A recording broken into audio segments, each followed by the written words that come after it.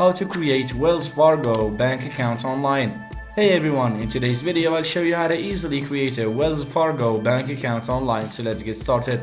Open your browser and go to wellsfargo.com.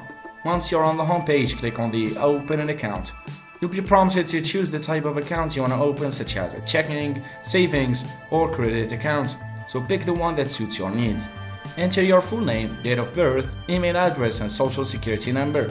Create a username and a password for accessing your account securely. Provide your address and phone number so they can contact you if needed. You may need to make an initial deposit into your new account using your debit card, bank transfer, or check.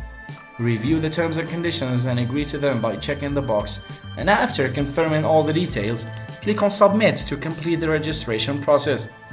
You'll receive an email or notification confirming your account is successfully opened. Your new Wells Fargo account will be ready to use.